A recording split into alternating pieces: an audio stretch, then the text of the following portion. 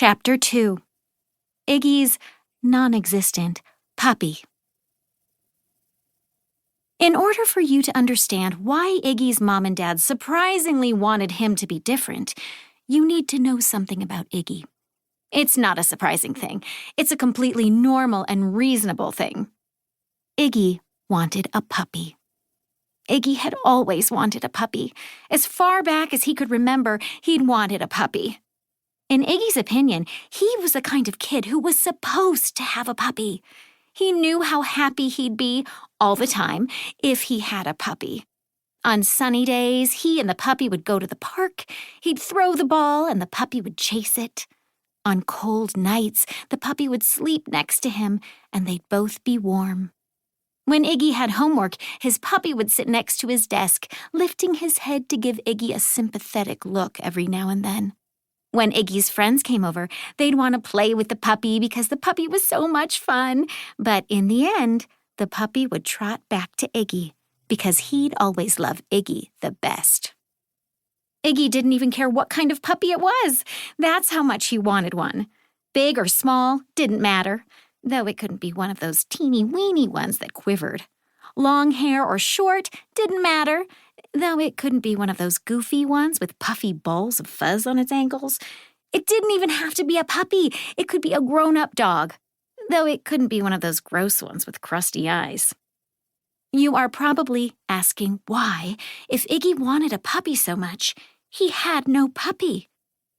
Iggy had asked that very question. In fact, he had asked his parents that very question about 500 times. Why did he ask the same question 500 times? Did he forget the answer? No, he didn't. He was just hoping the answer would change. Actually, his parents gave him lots of different answers. Here's one. "Oh, Iggy, we have too much going on around here to get a dog." Iggy looked around the house and saw nothing going on. That's why he wanted a dog. Here's another. "Nobody has time to take care of a dog." Iggy did. Or, "This place is already a mess, and a dog would make it worse." What mess? There was no mess.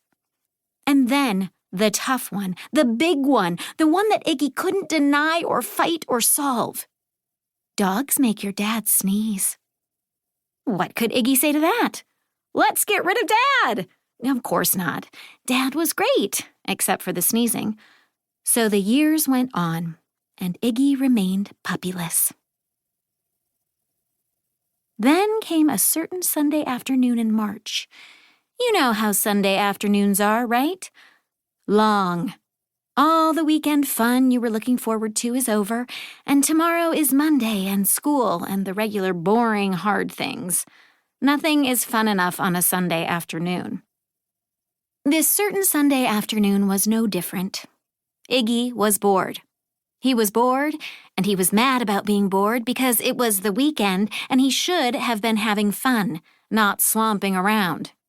First, he slomped around in his room.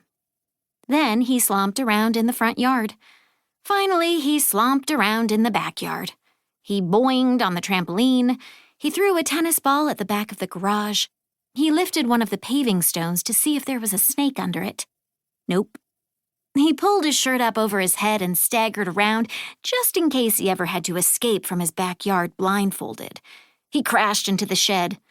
It didn't hurt much, but he fell over anyway, because maybe someone was watching. Someone who would rush outside and say, "Are you all right? Do you need some candy?"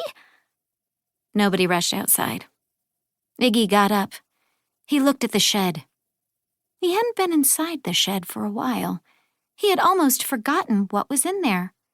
Maybe there was something good, like money, or a sword, or the crazy glue, which had disappeared from the tool drawer after Iggy used it. We are not going to discuss this event. Slomping no more, Iggy opened the door of the shed, dived in, and, he spat out a mouthful of spiderwebs. Then he began to search among the bicycles and camping gear. A sword is pretty big, but money and crazy glue aren't, so he had to look inside all the backpacks. He found a toothpick. He found a flashlight and flicked it.